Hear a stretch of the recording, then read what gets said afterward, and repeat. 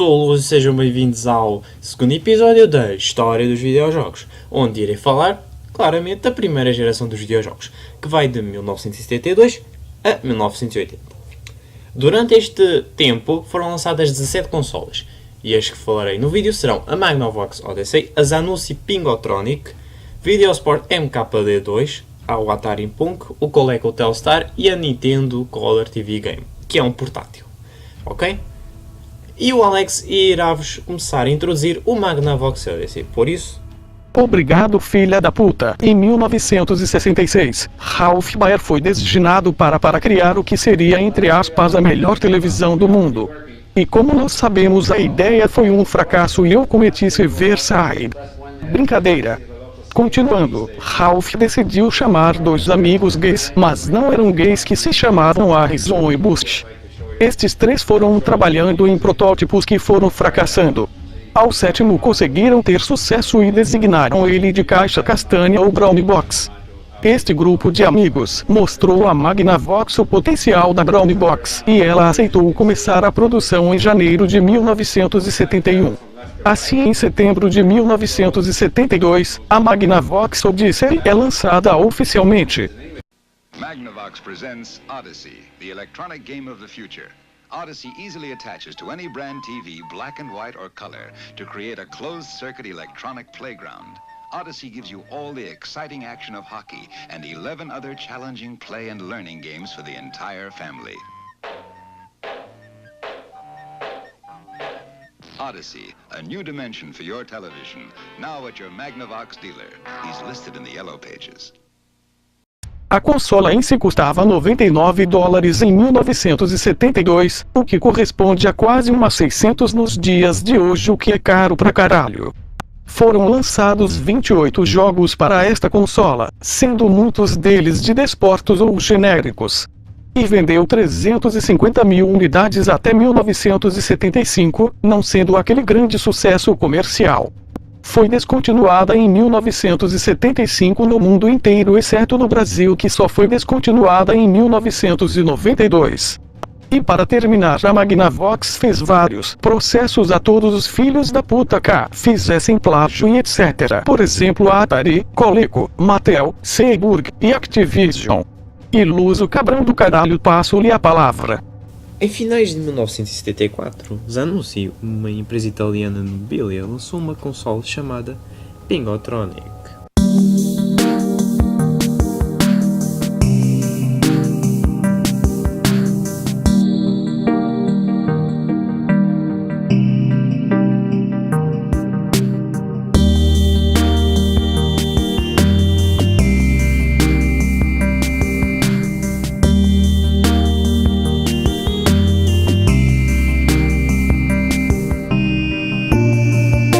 Consola italiana da história, sem mencionarmos os clones do Odyssey. O design em si apresenta duas variações, uma vermelha e branca, e a que estão a ver é a cinzenta e preta, que é inspirado no Pong.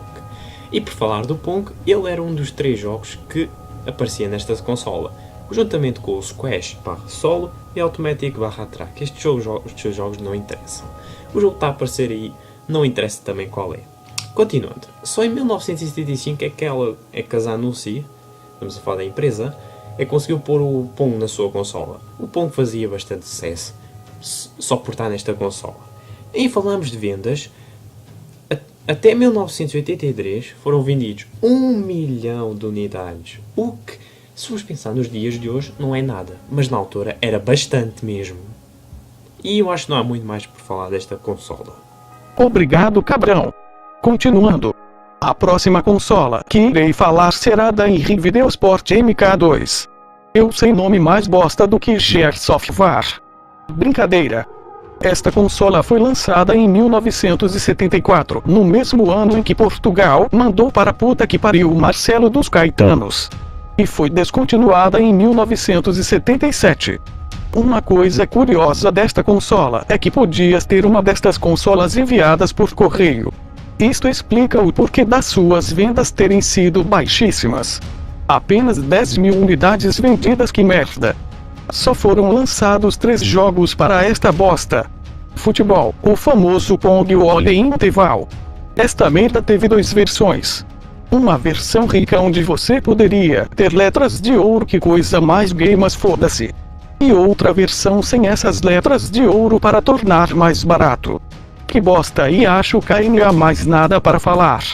Luso FDP, continue. De falar do Pong, eu primeiro tenho de falar da Atari em si. Vamos começar pela criação da Atari. Em junho de 1972, a Atari Corporation foi fundada por Nolan Bushnell e Teddy Dabney. O Bushnell já tinha feito um jogo anterior, que era o Computer Space. Ele decidiu se juntar-se a Dabney e fundar a Atari para fazer mais jogos. Este foi o objetivo. E assim surge a ideia do Pong, que é praticamente o jogo de ténis. A gameplay vai explicar tudo. É como se fosse ping-pong, ping-pong. Certo? Vamos continuar. O Pong é lançado em novembro de 1972, que faz bastante sucesso, vendendo 8.000 unidades até 1974. E não estamos a falar da versão caseira, mas sim daquela versão grande. E, segundo algumas fontes, chegou a 35.000 unidades no final da sua vida. Graças a este sucesso, a Atari decide apostar numa versão caseira que teve muitos problemas. Como era uma empresa pequena, os custos eram altos, quer dizer, chega, e os computadores não tinham tanto interesse assim em investir. Mas depois de tanto problema aconteceu, a Atari decide lançar a sua versão de Pong caseira no Natal de 1975.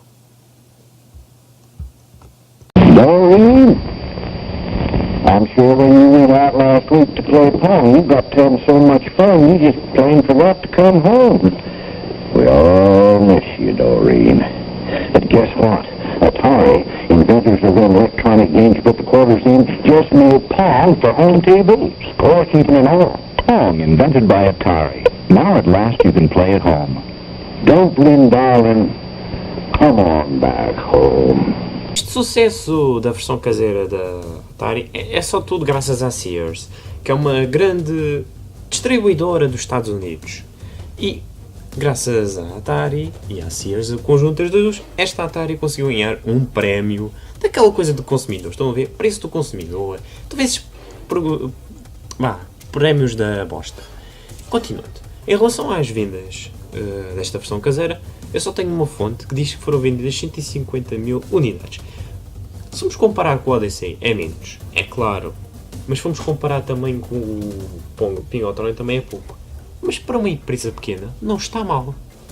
E isto é tudo o que eu tenho que falar sobre o Pong. Antes de lançar o Telstar, a Coleco era conhecida apenas pelo seu couro e piscinas plásticas. Que merda de negócios. Claro, esta empresa de bosta decide lançar uma consola pela lógica do caralho chamada Telstar. Tomem um anúncio random. You're watching the most exciting game you will ever see on your TV set.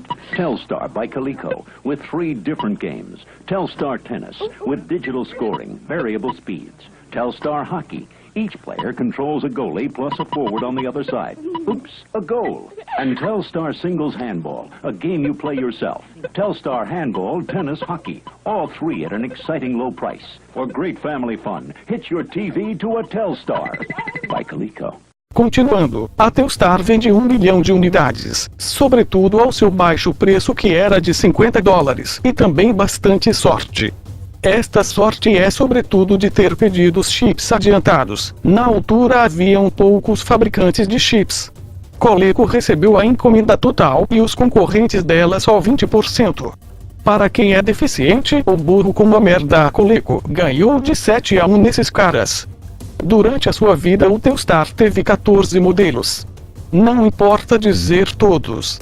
3 jogos que é possível destacar nessa consola são os de futebol, handebol e hockey, porque são jogos genéricos como a sua mãe.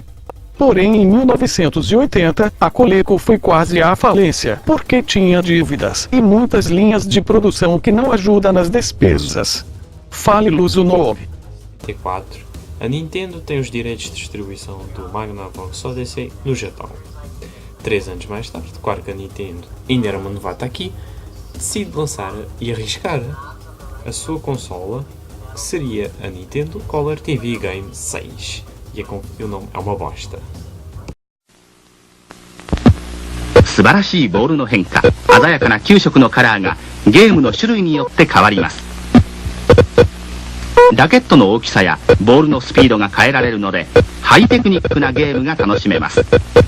見るテレビから遊べるテレビへ。15種類ものゲームが楽しめるカラーテレビゲーム15、9800円のカラーテレビゲーム6もあります。No total, são lançados 4 modelos desta consola para diferentes tipos de jogos. Eu sei, isto é uma confusão, tudo, mas vão perceber as causas no final do vídeo. No total, são vendidos, esses 4 modelos, são vendidos 3 milhões de unidades. Só no Japão. Estamos a falar só do modelo só no Japão. E não se preocupem, também estão mais confusos ainda, não é? Não falei muito desta consola porque eu não tenho muitos dados assim que eu possa explicar bem, tá bom?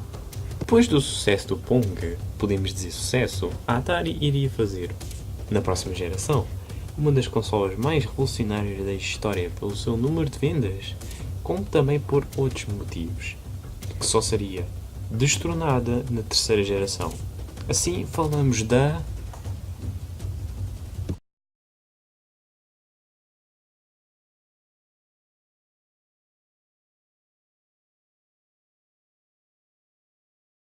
Espero que tenham gostado do episódio da primeira geração e peço desculpa por qualquer confusão que tenha havido durante o vídeo, porque as informações em si desta geração são escassas e confusas porque umas contradizem-se a outras. Estão a perceber? Certo. E resumir isto tudo também ainda do pior, por isso não funciona. Então vamos despedir. Vemos no próximo vídeo e fui!